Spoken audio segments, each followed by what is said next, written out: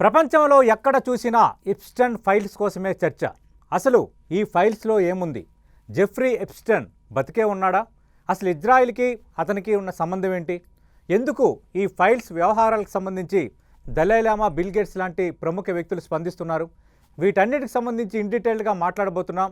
మనతో పాటు ఉన్నారు సిహెచ్ఎస్ఎస్ ఫౌండర్ అండ్ చైర్మన్, అలాగే నేషనల్ సెక్యూరిటీ స్టడీస్ సంబంధించి చైర్మన్గా వ్యవహరిస్తూ అమెరికా స్టడీస్ మీద పిహెచ్డి చేశారు, అలాగే ఇజ్రాయిల్లో చదువుకున్నారు.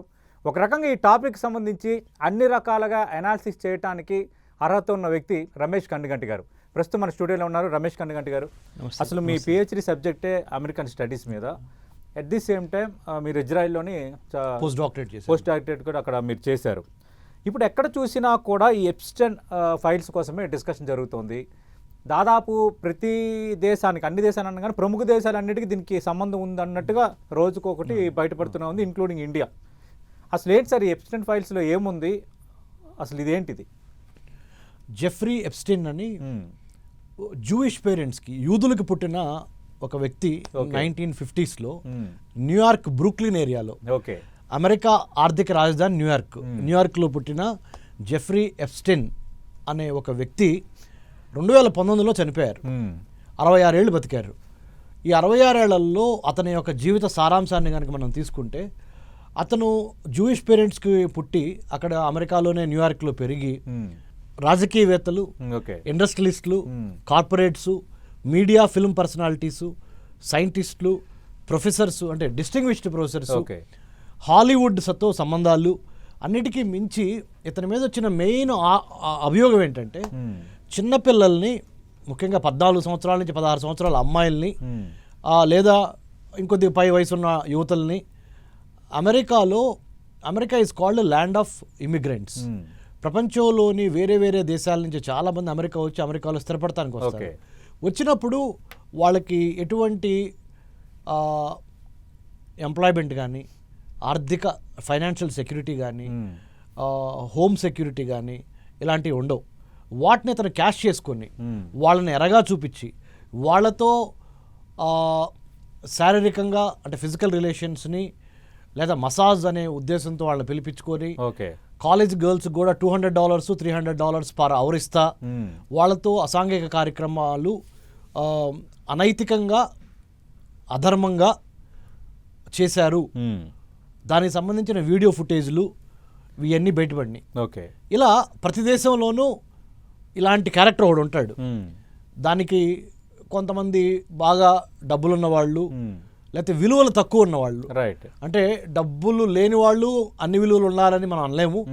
డబ్బులు ధనవంతుల్లో కూడా విలువలు ఉన్న వాళ్ళు చాలామంది ఉన్నారు, విలువలు లేని వాళ్ళు ఉన్నారు. కాకపోతే ముఖ్యంగా అమెరికన్ సొసైటీలో ఉన్న అమెరికా 3 విషయాల మీద number 1 country in the world అని ఉంది సతీష్ బ్రదర్. ఏంటి సార్ అవి? Life, liberty, pursuit of happiness. Life అంటే right to have your own life, నీ ఇష్టం వచ్చిన రీతిలో నువ్వు బతకొచ్చు. లిబర్టీ, ఆ బతికేది కూడా స్వేచ్ఛగా బతకొచ్చు. మూడోది పర్సూట్ ఆఫ్ హ్యాపీనెస్, అంటే జీవితం యొక్క పరమార్థము సంతోషము. అంతవరకు బాగానే ఉంది. కానీ ఆ సంతోషం కోసము అసాంఘికపరమైన, అనైతికమైన, అధర్మంగా, అన్యాయంగా, లేదా కుటుంబ విలువలు మరిచి, వావి వరసలు మరిచి, ఆడదాన్ని ఒక ఆట బొమ్మగా చూపించి, తద్వారా వాళ్ళు ఉన్నత వర్గాల వాళ్ళకి, ఆదాయ వర్గాల వాళ్ళకి వీళ్ళని ఎరగా వేసి, తద్వారా ఒక పెద్ద నెక్సెస్ అంటేనే the very word NEXUS, nexus అంటేనే అది ఒక అంటే విషతుల్యమైన సంబంధం. అంటే ముఖ్యంగా బాగా ఆర్థికంగా, రాజకీయంగా, సామాజికంగా, ఇండస్ట్రియల్ పరంగా, కార్పొరేట్ పరంగా బాగా బలిసిన వాళ్ళు వాళ్ళ యొక్క ఎంటర్టైన్మెంట్ కోసం ఇలా మరి ఆడపిల్లల్ని వాళ్ళ యొక్క శారీరక అవసరాలు తీర్చుకోవడం కోసం వాడటం అనేది, దానికి జెఫ్రీ ఎప్స్టైన్ ఈ జెఫ్రీ ఎప్స్టైన్ అనే వ్యక్తి మూల కారకుడుగా ఆయన లిస్టులో చాలా పేర్లు పెట్టుకొచ్చినాయి. అది మీరు అడిగితే నేను చెప్తాను. అమెరికాలో జెఫ్రీ ఎప్స్టైన్ అంటే ఎవరో చెప్పాను, ఎక్కడ పుట్టాడో చెప్పాను, ఆ తర్వాత ఆయన యొక్క జీవన విధానంలో ఆయన చేసిన దుర్మార్గాలు, మంచి చెడు గురించి నేను చెప్పటం కాదు. ఫెడరల్ బ్యూరో ఆఫ్ ఇన్వెస్టిగేషన్ అమెరికాలో ఇంటర్నల్ సెక్యూరిటీ చూసే FBI. ఓకే, మనకి ఇక్కడ CBI అంటాం మనం. అవును, అక్కడ ఫెడరల్ బ్యూరో ఆఫ్ ఇన్వెస్టిగేషన్. అక్కడ FBI, federal bureau of investigation. మన ఇండియాలో దాన్ని సెంట్రల్ బ్యూరో ఆఫ్ ఇన్వెస్టిగేషన్ అంటాం. ఓకే, సో FBI యొక్క ఫైల్స్, FBI యొక్క ఇన్వెస్టిగేషన్స్ లో అతనికి తప్పకుండా ఒక ప్రముఖ పాత్ర ఈ అసాంఘిక కార్యక్రమాల్లో. ఓకే, ముఖ్యంగా విమెన్ ని, గర్ల్ చైల్డ్ ని అబ్యూస్ చేసే కార్యక్రమాలు ఉంది అని ఉంది. రైట్. అంటే ఇక్కడ ఒకటి, జెఫ్రీ ఎప్స్టన్ బతికే ఉన్నాడా లేదా అన్నది. ఎందుకంటే గత వారం రోజులుగా ఈ ఫైల్స్ మీద గత 15 రోజులుగా చర్చ జరుగుతుంది ఎక్కువగా. కానీ గత వారం రోజులుగా కొన్ని రిపోర్ట్స్ ఆధారంగా అతను బతికే ఉన్నాడా లేదా, లేదు ఇజ్రాయెల్లో తలదాచుకుంటున్నాడు, ఇజ్రాయెల్ ఆశ్రయం ఇచ్చింది అంటున్నారు. అసలు బతికున్నాడా లేదంటే చనిపోయాడని మనం అఫీషియల్గా అనేసుకోవచ్చా? 100% 2019లోనే ఇతను జైల్లో చనిపోయాడు అని ఒక రికార్డు చూపిస్తుంది. Okay, federal bureau of investigation ప్రకారం 2019లోనే ఇతన్ని 18లోనో 19లోనో అరెస్ట్ చేశారు. 19లో అతనుగా జైల్లో ఆయన చంపబడ్డాడు, లేకపోతే సూసైడ్ చేసుకోబడ్డాడు, వాట్ ఎవర్ అని ఒక రిపోర్ట్. ఓకే, కొంత ఈ రిపోర్ట్స్ ఏంటంటే మరి ఇతను వేరే దేశాల్లో ఎక్కడ అబ్స్కాండ్ అవుతున్నాడా, లేకపోతే ఇంకేదన్నా దేశం అనే దాని మీద ఇంకోటి ఉంది. ఓకే, కానీ అఫీషియల్ రికార్డ్స్లో మాత్రము ఇతను చనిపోయాడని మాత్రమే ఉంది. ఓకే, అంటే చనిపోయినట్టేనా లేదంటే కొన్ని వస్తున్న వార్తలనే నమ్మొచ్చా? వేరే దేశాల్లో తలదాచుకోవటం, లేదంటే ఏదో ఒక దేశం ఆయనకి ఆశ్రయం ఇవ్వడం? అంటే నాకు తెలిసినంతకి తప్పనిసరిగా FBI యొక్క అఫీషియల్ రికార్డ్స్నే ప్రస్తుతానికి నమ్మాల్సిన అవసరం ఉంది. రైట్. కాకపోతే అతను చేసిన తప్పులు, అతని లిస్ట్లో ఉన్న పెద్దవాళ్ళని బయట తీస్తే రైట్, అదొక డిఫరెంట్ ఎపిసోడ్ అది. రైట్. అంటే ఇప్పుడు నేను ఇందాక కూడా ప్రస్తావించాను, ఆయన బతుకున్నాడా చనిపోయాడా, లేదు ఇజ్రాయెల్లో ఆశ్రయం పొందుతున్నాడు అని. అసలు ఇజ్రాయెల్కి జెఫ్రీ ఎప్స్టన్కి ఏంటి సంబంధం? ఇజ్రాయిల్ వాడిన వదిలిన ఆయుధం అని కొందరు అంటున్నారు. నిజంగా అంత ఛాన్స్ ఉందా? ఓకే, అమెరికన్ జూయిష్ లాబీ, అమెరికాలో మోస్ట్ పవర్ఫుల్ లాబీ ఆర్గనైజేషన్ ఏదైనా ఉందంటే అమెరికన్ జూయిష్ లాబీ. దాన్ని ఐపెక్ అంటారు. Okay, America Israel public affairs committee, AIPSC. ఈ ఐపెక్ అనేది the most powerful lobby organisation working for pro Israeli policies in the United States. యుఎస్లో కూర్చొని ఇజ్రాయెల్కి support చేసే విధంగా అమెరికన్ గవర్నమెంట్లు ఇన్ఫ్లుయెన్స్ చేయడంలో నెంబర్ 1గా ఉంది ఈ ప్రో ఇజ్రాయలీ ఐపెక్, ఏఐపిఎస్సి. అమెరికాలో లాబీ చేసుకోవటం అనేది రిజిస్టర్డ్గా, న్యాయబద్ధంగా ఎవరైనా ఏ పాలసీ కోసమైనా లాబీ చేసుకోవచ్చు. ఇండియాలో ఇంకా సౌకర్యం లేదు మనకి. మనం పార్లమెంట్లో పాలసీలు లాబీ చేయడానికి లాబీ గ్రూపులు పార్లమెంట్ బయట పనిచేయవు. కానీ అమెరికాలో అమెరికన్ కాంగ్రెస్లో, అంటే సెనెట్లో కానీ హౌస్ ఆఫ్ రిప్రజెంటేటివ్స్లో కానీ, అమెరికాలో ఎగువ సభ దిగువ సభ, senate and house of representative దిగువ సభ, వీటిల్లో పాలసీలని లా మేకర్స్ని ఇన్ఫ్లుయెన్స్ చేయడానికి ఒక లాబీ గ్రూపు వాషింగ్టన్ డీసీలో చాలా లాబీ గ్రూప్స్ ఉంటాయి. ఓకే, ఆ విధంగా చూసినప్పుడు ఈ ఇజ్రాయెల్కి సంబంధం ఉందా? ఇతను జూయిష్ యొక్క ఆరిజిన్ కదా, అంటే యూదుడు. సో యూదుడు అంటే జూయిష్ కంట్రీ. జూయిష్ కంట్రీ అంటే ఇజ్రాయెల్ ఒకటే ప్రపంచంలో నెంబర్ 1 జూయిష్ కంట్రీ. దానికి సంబంధం ఉందా అంటే మనకి కరెక్ట్గా ఆధారాలు అయితే లేవు. కానీ నేను చేసిన రీసెర్చ్ ప్రకారం నాకు తెలిసింది ఏంటంటే వైన్, విమెన్, వెల్త్, WWW అంటే వరల్డ్ వైడ్ వెబ్ కాదు, వైన్, విమెన్, వెల్త్. ఈ మూడింటిని డిప్లొమసీలో ముఖ్యంగా బ్లాక్ డిప్లొమసీ, డార్క్ డిప్లొమసీ అంటారు. ఆ డార్క్ డిప్లొమసీ అంటే there is a diplomacy which is happening, public diplomacy. అది మన అంబాసిడర్స్, దౌత్యవేత్తలు చేసేది. ఇప్పుడు కాదు, మహాభారతం నుంచి రామాయణం నుంచి దౌత్యవేత్తలు ఉంటారు మనకి, డిప్లొమాట్స్. ప్రతి దాంట్లో యుద్ధాన్ని ఆపడానికి కానీ, ఇంకోడానికి, శాంతి ఒప్పందాలకు కానీ. అది బయటికి కనిపించే పబ్లిక్ డిప్లొమసీ, అది వేరు. ఇక్కడ డార్క్ డిప్లొమసీ అని ఒక మాట వాడాను నేను. డార్క్ డిప్లొమసీ అంటే ఏంటంటే ఒక దేశము వేరే దేశం యొక్క సమాచారాన్ని వేరే దేశంలో ఇన్ఫ్లుయెన్షియల్ పాలసీ మేకర్స్ని కానీ, ఇన్ఫ్లుయెన్షియల్ ఇండస్ట్రియలిస్టులు కానీ, ఇన్ఫ్లుయెన్షియల్ పీపుల్ని కానీ, రిచ్ అండ్ కార్పొరేట్ అండ్ బిగ్స్ని కానీ కొట్టాలి అంటే వైన్ని, విమెన్ని, వెల్త్ని వాడటం అనేది చాలా సహజం. Right. Going by that we should not feel amused or we should not feel surprised. Right. ఏ దేశమైనా చేయొచ్చు. Okay. So that could be Israel పేరు ప్రముఖంగా ప్రస్తుతానికి, అంటే ఎందుకంటే అతనికి జూయిష్ ఆరిజిన్స్ ఉన్నాయి కాబట్టి. రైట్. జూయిష్ ఆరిజిన్స్ లేకపోతే ఓకే ప్రాబబ్లీ ఇజ్రాయెల్కి అది లింక్ అయ్యేది కాదు. Right, maybe. ఇప్పుడు మీరు ఇందాక ప్రస్తావించినట్టు ఈ ప్రముఖుల పేర్లు ఎందుకు వస్తున్నాయి అని అనేది, సరే కొందరు పేర్లు వస్తున్నాయి, కొందరు వాళ్ళ ప్రొఫైల్స్ అలాగే ఉన్నాయి అనుకుందాం. మరికొందరు ప్రపంచంలో బాగా పేరున్న వ్యక్తులు, ఫర్ ఎగ్జాంపుల్కి దలైలామా, బిల్ గేట్స్. శాంతికి చిహ్నం దలైలామా అంటే బిల్ గేట్స్ అంటే మన ఇండియాకి తెలిసిన వ్యక్తి, అందులో మన తెలుగు రాష్ట్రాలకు బాగా సుపరిచితమైన వ్యక్తి bill gates. Bill gates foundation ఇక్కడ చేయటం, మనం ఇక్కడ హైదరాబాద్లో ఐటీ రావడానికి ఐటీ కుబేరుడు ఒకడు. ఎందుకు వీళ్ళ పేర్లు ఎందుకు వస్తున్నాయి అంటే, ఈ జెఫ్రీ ఎప్స్టన్తో నిజంగా వీళ్ళు కలిశారా, కలవలేదా, ఈ ఫైల్స్లో వాళ్ళ పేర్ల ప్రస్తావన ఎందుకు వచ్చినట్టు? ఇక్కడ రెండు విషయాలు Satish sir.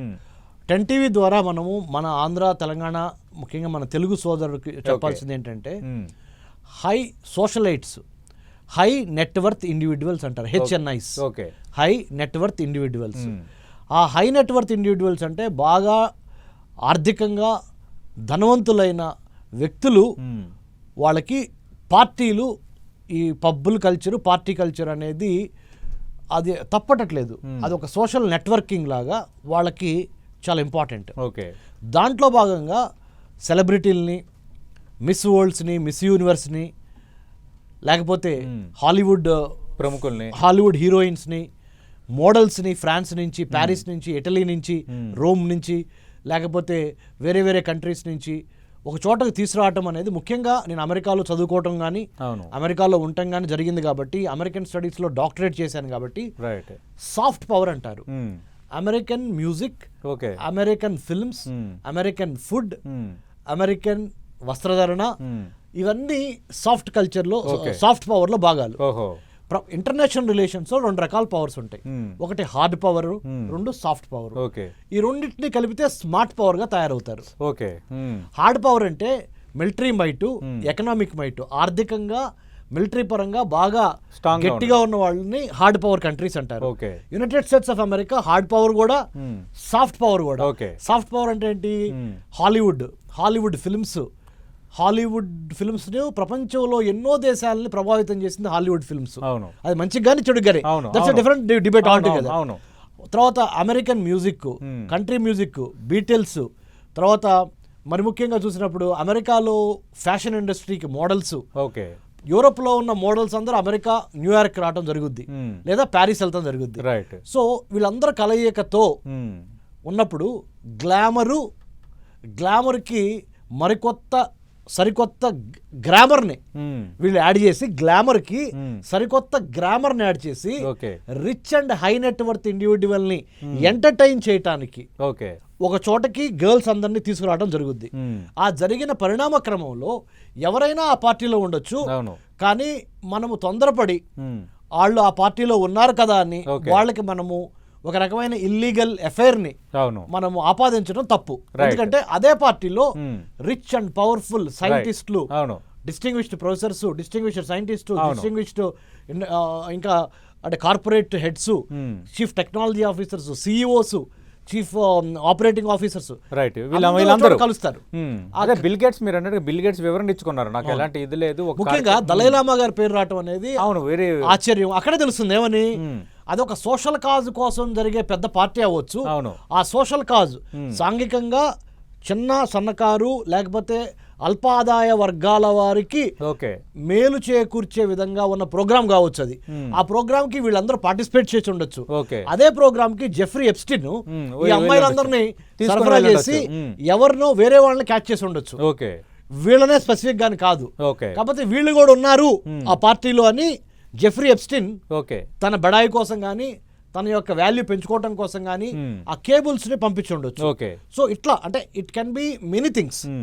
So unless and until we have a proper evidence and proof, ఏదో నోటికి వచ్చినట్టు మాట్లాడతాం. వీ కెనాట్ జస్ట్ absolutely మనకి misuse or abuse the personal freedom we have for the sake of getting అంటే ఇప్పుడు ఏంటంటే కొందరు వివరణలు ఇస్తున్నారు, మరికొందరేమో షాక్ గురవుతున్నారు, బయటికి చెప్పుకోలేకపోతున్నారు అనేది ఒక డిస్కషన్ నడుస్తుంది. బట్ వేరేజ్ ఇండియాకి వచ్చేసరికి మనం చూసాం దీపక్ చోప్రా, తర్వాత అనిల్ అంబానీ, ఆ తర్వాత ప్రస్తుతం సెంట్రల్ మినిస్టర్గా ఉన్న హర్దీప్ పూరి, వీళ్ళందరి పేర్లు కూడా ఇప్పుడు ప్రస్తావనకు వస్తున్నాయి.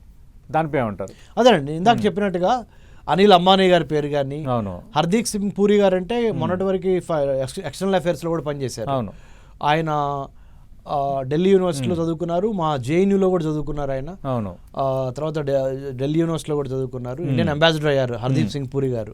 తర్వాత ఇప్పుడు పెట్రోలియం మినిస్టర్గా కూడా ఉన్నారు. అవును. సో అంతమంది మినిస్ట్రీ ఆఫ్ ఎక్స్టర్నల్ అఫైర్స్లో కూడా ఉన్నారు.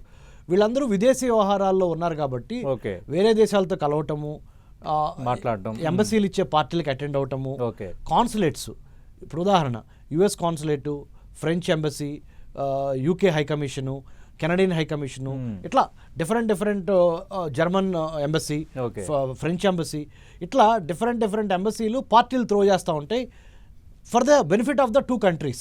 We should not find fault with that. That's not wrong. To call for a party, to call for a evening dinner is part of the public diplomacy, part of the food diplomacy, part of the అలా వెళ్ళడం తప్పు కాదు, కానీ అసాంఘిక కార్యక్రమాలకు పాల్పడటం అనేది ఇక్కడ అండర్లైన్. అంటే ఇక్కడ ఏంటంటే అలాంటి పార్టీలకి ఇలా జెఫ్రీ ఎప్స్టీన్ లాంటి వాళ్ళు ఈ గర్ల్స్ కూడా ఇన్వైట్ చేస్తారు. ఎలా ఇన్వైట్ చేస్తారు?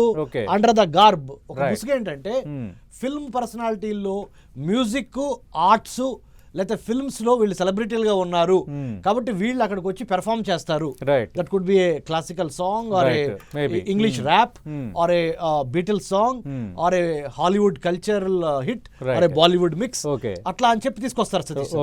తీసుకొచ్చిన తర్వాత అక్కడ ఎవరైతే ఇండివిజువల్గా కలుస్తారో వాళ్ళు తర్వాత సెపరేట్గా వాళ్ళు తమ యొక్క అసాంఘిక కార్యక్రమాలకి లేకపోతే ఫిజికల్గా వాళ్ళని కలవటం అనేది అవుట్ సైడ్ దట్ పార్టీ జరగవచ్చు. కానీ that party can be a introductory or ice breaking meeting also. So it can be both ways. అర్థమైంది. మరి ఇది ఇప్పుడే ఎందుకు ఫ్లేర్ అప్ అయింది? ఇప్పుడే ఎందుకు ఈ ఫైల్స్? నేను మీకు చెప్పాను అండి సతీష్ గారు, రాజకీయంగా దీనికి 3 యాంగిల్స్ ఉన్నాయి సతీష్ గారు. పొలిటికల్గా చూసినప్పుడు డొనాల్డ్ ట్రంప్ని, రిపబ్లికన్ పార్టీని బదనాం చేయడానికి obviously other parties in the United states of America, Democrats and others might use this as a weapon to spread. This is one. But at the same time I am not supporting Republican Party. Republican Party place lo Democratic Party una Republican Party ide chesedi. So that is one way of looking at it. Other thing is, as I told you, ఇది international relations లో మీకు చెప్పాను కదా, ఈ wine women wealth అనేది వాడి getting things done at what ever the cost అనేది ఒక రెండో అప్రోచ్ ఉంటుంది సార్. మూడో అప్రోచ్ హనీ ట్రాప్స్ అంటారు, వింటుంటాం. స్పైయింగ్ అంటే గూఢాచార్యంలో హనీ ట్రాప్స్, గూఢాచార్యంలో లేడీస్ని ఉపయోగించడం అనేది ఇప్పటి నుంచి వస్తుంది కాదు, మహాభారతం, రామాయణం అంటే మన పురాణాల నుంచి ఉన్న కల్చర్ అది. దాంట్లో భాగంగా సెడ్యూస్ చేయటానికో లేకపోతే తమ యొక్క మ్యానిపులేట్ చేయటానికో ఇలాంటివి జరగవచ్చు. ఇంకోటి మూడోది అతి ముఖ్యమైనది, అమెరికాలో దిగజారుతున్న ఫ్యామిలీ వ్యవస్థకి ఇది ఒక చిహ్నంగా కూడా భావించవచ్చు. ఎట్లా? In the age of artificial intelligence data sets, డేటాకి ఇచ్చిన ఇంపార్టెంట్, డేటా సెట్స్కి ఇచ్చిన ఇంపార్టెన్స్ మైండ్ సెట్స్కి ఇవ్వట్లా. మైండ్ సెట్స్ అంటే ఏంటంటే ఫ్యామిలీ విలువలు, సాంప్రదాయాలు, సంస్కారము, నీతి, జాతి, మనాతన, ఈ పాపం పుణ్యం, వీటికి కాలం చెల్లిపోతా మెటీరియలిజం, హ్యూమనిజానికి కాలం చెల్లిపోతా, మానవతావాదానికి కాలం చెల్లిపోతా materialism, capitalistic, materialistic, corporate, cash rich, ఈ విధంగా వెళ్తుందే కానీ culture rich, civilisation rich, courtesy rich, content rich కి వెళ్లకుండా ఈ విధంగా జరిగే అవకాశాలు, అంటే degradation of family values is one of the ways to look at this particular episode. అదే సార్, ఇప్పుడు ట్రంప్ని టార్గెట్ చేయడానికో లేదంటే ట్రంప్ పైన ఒక వెపన్ వాడుకోవడానికో రాజకీయంగా తెర ముందుకు వచ్చిందా అనేది ఒక ఆస్పెక్ట్లో మీరు చెప్తున్నారు. కానీ ఇదే ట్రంప్ 2002లో న్యూయార్క్ మ్యాగజైన్కి ఇచ్చిన ఒక ఇంటర్వ్యూలో ఎప్స్టీన్ను ఒక అద్భుతమైన వ్యక్తి అని ఒక కామెంట్ చేశాడు. రెండో బాగా మాట్లాడిన పదం, ఇప్పుడు జరుగుతున్న టాపిక్, ఇప్పుడు జరుగుతున్న చర్చకి కొంత లింక్ ఉన్న పదం ఏంటంటే, నాలాగే అందమైన మహిళలను ఇష్టపడతాడు మరియు వారిలో చాలామంది చిన్నవారు అని పిలిచాడని కొందరు ఇప్పుడు దాని పాత ఇంటర్వ్యూని కోట్ చేస్తున్నారు.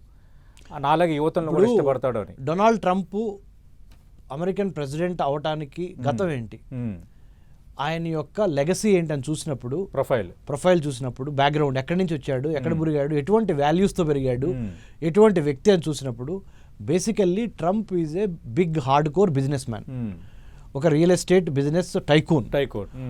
ఆయన వచ్చిన పరిణామ క్రమంలో ఆయన రిపబ్లికన్ పార్టీ అయినప్పటికీ conservative orthodox party Republican party అయినప్పటికీ ఆయన ఇండివిజువల్గా చూసుకున్నప్పుడు ఆయన విమెన్ రిలేటెడ్ ఇష్యూస్లో చాలా వరకే ఆయన తప్పులు చేశాడు అనేది ప్రపంచం మొత్తానికి తెలిసిన సత్యం. ఇవాళ కాకపోయినా రేపైనా ఇప్పుడు జెఫ్రీ ఎప్స్టిన్ని సపోర్ట్ చేయటం కానీ, లేకపోతే జెఫ్రీ ఎప్స్టిన్ యొక్క సెక్స్ ఫైల్స్లో ఈయన పేరు రావటం కానీ, డొనాల్డ్ ట్రంప్ పేరు రావటం కానీ, ఈయన కూడా జెఫ్రీ ఎప్స్టిన్ పంపించిన క్లయింట్లని అంటే మహిళల్ని ఇతను కూడా డబ్బులు ఇచ్చి లేకపోతే పెద్ద పెద్ద హెఫ్టీ సమ్స్ పే చేసి ప్రైవేట్ బీచ్ పార్టీలకి లాంగ్ ఐలాండ్స్లో, వేరే వేరే చోట, ఫ్లోరిడాలో, మయామి బీచ్ల్లో పెద్ద పెద్ద జరిగింది అంటంలో ట్రంప్ కూడా ఎంతో కొంత ప్రెసిడెంట్ కాకముందల ఒక బిజినెస్ మ్యాన్గా ఉన్నప్పుడు ఇవి అతను చేసి ఉంటాడు అంటంలో నేను చెప్పటం కాదు, ఇండియన్స్ అమెరికాలోనే అమెరికన్ పత్రికలే అతని యొక్క గతాన్ని తవ్విని. సో దాని గురించి మనం ఎటువంటి సందేహం పెట్టుకోకర్లేదు. డొనాల్డ్ ట్రంప్కి తప్పనిసరిగా ఇటువంటి వాటితో సంబంధం ప్రెసిడెంట్ కాకముందల, with all due respect to the chair of the US presidency, we're not saying anything untoward to that, but ఆయన ప్రెసిడెంట్ కాకముందల, before he had become the president of the United States of America, Donald Trump was a 100% businessman.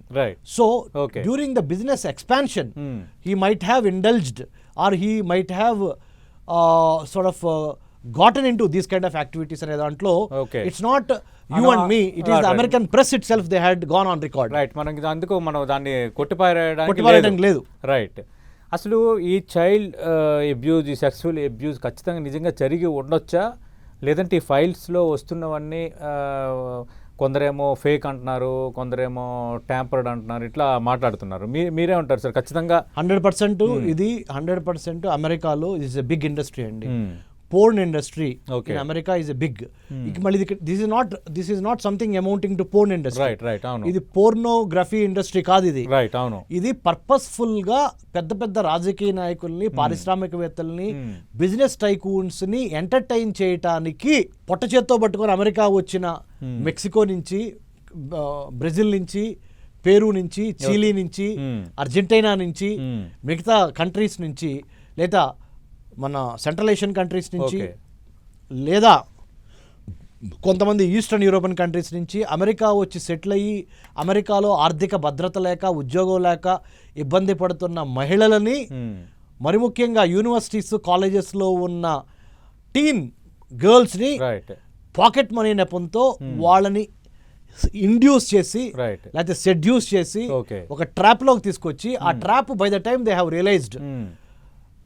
There is a girl called Marina అనే ఒక అమ్మాయి. ఆ అమ్మాయి మన Brazil నుంచి వచ్చింది. ఆ అమ్మాయి షీ వెంట ఆన్ టు రికార్డ్ పబ్లిక్లీ, మన దగ్గర వీడియో కూడా అవైలబిలిటీ ఉంది. ఏమని, నన్ను జెఫ్రీ ఎప్స్టిన్ అనే అతను ఎట్లా ట్రాప్ చేశాడు, నేను అప్పుడే అమెరికా వచ్చాను పొట్ట చేత్తో పట్టుకొని, నాకు ఆల్రెడీ మా నాన్నగారు నన్ను, అంటే స్టెప్ ఫాదర్, ఆ రెండో తండ్రి నన్ను సెక్షువల్ గా అబ్యూస్ చేశాడు, దాంతో నా మనసు ఇరిగిపోయింది 14 ఏళ్లకే. నేను ఏం చేద్దాం అనుకుంటున్న సమయంలో అమెరికాలో, న్యూయార్క్ లో, మ్యాన్హాటన్ లో ఓ పెద్ద ప్యాలెస్లోకి నన్ను మా ఫ్రెండ్ ఒకళ్ళు తీసుకొని వెళ్ళి పరిచయం చేస్తే, జెఫ్రీ ఎప్స్టీన్ బిగినింగ్లో చాలా బాగున్నాడు, స్లోగా నాకు అర్థమైంది ఆఫ్టర్ 1 or 2 years నువ్వు ఇంకా మాకు అవసరం లేదు, నువ్వు బయటికి వెళ్ళిపో అని చెప్పి సెక్షువల్ గా మసాజ్ చేయించుకోవటం కానీ, లేకపోతే ఇంకా వేరే వేరే అసాంఘిక కార్యక్రమాలు చేసి ఈమె డబ్బులు ఇచ్చేది. ఆ డబ్బులు ఈమె తీసుకెళ్లి తల్లికి ఇచ్చేది. ఆ తల్లి ఈమెను అడిగేది కాదు, ఇంత పెద్ద అమౌంట్ నీకు ఎక్కడ వస్తుందని, ఎందుకంటే ఆమెకున్న ఆర్థిక పరిస్థితులు పేదరికం మూలాన అడిగేది కాదు. తర్వాత over a period of time EMI major అయిన తర్వాత, 18 ఏళ్ళు దాటిన తర్వాత EMIకి అర్థమైంది EMI ఎక్కడుందో, EMI ఏం చేయబడుతుందో. అప్పుడు ఆ ఫ్యామిలీ వాల్యూస్, ఆ సంస్కృతి, ఆ సాంప్రదాయాలకి తిలోదకాలు ఇచ్చి, నేను ఈ విధంగా నా శరీరాన్ని ఒక ఆట బొమ్మగా వీళ్ళు వాడుతున్నారు అనేది అర్థమైపోయి she started resisting. Then Jeffrey Epstein felt then you get out. You get lost, I'll get few other girls. Right. So definitely అమెరికాలో పెద్ద హై నెట్వర్త్ ఇండివిజువల్స్ని, not only America sir, West Indies దీవుల్లో మనకి, తర్వాత ఇంకా చాలా చాలా సైప్రస్ లాంటి ఐలాండ్స్, లేకపోతే మాల్దీవ్స్, మారిషియస్ లాంటి ఐలాండ్స్లో జరిగే big big high net worth individuals conference or conclave లో విమెన్ వైన్ వెల్త్ ని వాడతాం అనేది చాలా వరకు జరుగుతున్నదే. So we should not be surprised. అంటే మనం ఏదో పిల్లి పాలు తాగుతా ప్రపంచం నన్ను చూడట్లేదు అనుకుంటుంది, అట్లాగే వీళ్ళు అలా చేస్తున్నారు కాబట్టి అది అందరికీ తెలిసిన నగ్న సత్యమే. దీన్ని కంట్రోల్ చేయాలంటే అందుకనే భారతీయత, హిందుత్వము, లేకపోతే మన ఇండియా గొప్పతనం ఏంటంటే మన ఫ్యామిలీ వాల్యూస్, మన పెంచే విధానము, భయభక్తులు, మంచి చెడు సంస్కారము, ఈ దైవభక్తి. ఎందుకు అంటే ఇలాంటి అసాంఘిక చర్యలకి పాల్పడకుండా ఒక మంచి మైండ్ సెట్ ని, గుడ్ కాన్షియన్స్ ని, మైండ్ సెట్ ని, హ్యాబిట్స్ ని డెవలప్ చేయడం అనేది భారతదేశం యొక్క గొప్పతనం ఏంటంటే మన ఫ్యామిలీ స్ట్రక్చర్. ఏది పాపం పుణ్యం, నీతి జాతి, మనాతన, ఈ వాల్యూస్. డబ్బు కోసం ఏ పైనైనా చేయకూడదు, డబ్బు కోసం కొన్ని పనులు చేయకూడని పనులు ఉంటాయి అనే దాన్ని చిన్నపిల్లలప్పటి నుంచి మన ఇంట్లో తల్లిదండ్రులు మనకు నేర్పటం మూలాన మనం చాలా డిసిప్లిన్డ్ సొసైటీగా మనం ఎదుగుతున్నాం. అంటే ఇండియాలో కంప్లీట్ గా 100% ఉందా అంటే లేదు, మనలో కూడా తప్పులు ఉన్నాయి, కానీ 80% we're better compared to other countries, especially the western countries. Right. అసలు ఈ జెఫ్రీ ఎప్స్టైన్ నేపథ్యం ఏంటి? ఎంత నెట్వర్త్ ఎంత అంటే is become a millionaire by doing all sorts of things. Born to Jewish parents, that no one can say. కానీ then we should not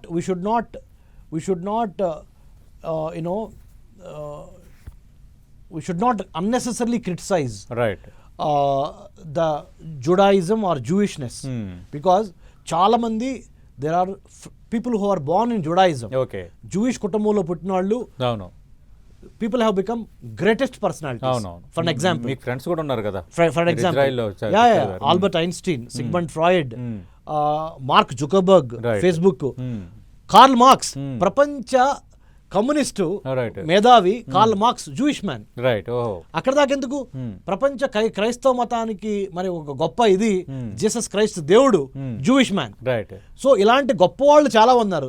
తులసి వనంలో గంజాయి మొక్కలాగా Jeffrey Epstein happens to be one of those black sheep, but otherwise Judaism and Jewish people are doing extraordinary well in science, technology, engineering and mathematics and medicine. We have to give that credit to Judaism.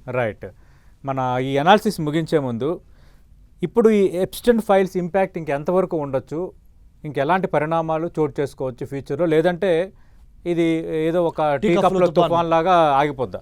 లేదండి, ఇది తప్పనిసరిగా రాబోతున్న ఇంకా 2 సంవత్సరాల్లో దీన్ని use చేసుకొని opposition party, democratic party కానీ, with in the Republicans కానీ, అంటే అక్కడికే పరిమితం అవుద్దా ఇప్పుడు? ఎందుకంటే ప్రపంచంలో చాలా ప్రముఖ దేశాలకు సంబంధించి లింక్స్ కూడా బయటకు వస్తున్నాయి. అక్కడున్న రాజకీయ పరిస్థితులను కూడా ఇంపాక్ట్ చూపిస్తుందా? తప్పనిసరిగా ఎంతో కొంత ఇంపాక్ట్ చూపిస్తుంది. కానీ మరి ముఖ్యంగా ఇంపాక్ట్ చూపించబోయేది రిపబ్లికన్ పార్టీకి. రిపబ్లికన్ పార్టీ రేపొద్దున అధికారంలోకి రాదు అంటానికి ఇది తొలి నాంది. రిపబ్లికన్ పార్టీ 2029లో కొత్త ప్రెసిడెంట్ ఎన్నుకోవాలి కదా, ఇది మన American president. Republican party won't come back to power because of Trump's mistakes on the front of foreign policy, his mistakes in Iran, his mistakes in elsewhere, his mistakes vis-a-vis Greenland, Venezuela, you name. అంటే మీరు అన్నట్టు అమెరికాలో అధికార పీఠాలే కదులుతాయి. America అధికార పీఠం కదిలి Republican party మరింత త్వరగా కింద పడిపోవటానికి ఈ జెఫ్రీ ఎప్స్టైన్ ఫైల్స్ ఇంకొద్దిగా దోహదపడతాయి. Right. Thank you Ramesh Kaniganti గారు. మనం చూసాం కదా, జెఫ్రీ ఎప్స్టైన్ సంబంధించి ఫైల్స్ వ్యవహారం అనేది దేశాన్ని, ప్రపంచాన్ని కుదిపేస్తున్న పరిణామాలు కనిపిస్తున్నాయి, ఎస్పెషల్లీ అమెరికాని.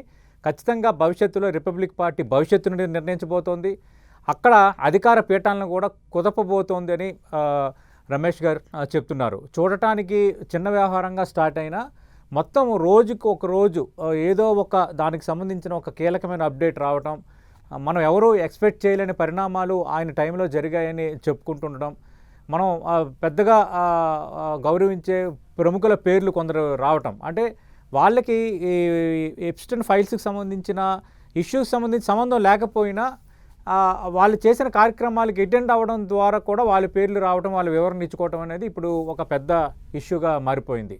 ఇది ఎప్స్టైన్ ఫైల్స్పై 10 టీవీ స్పెషల్ అనాలిసిస్.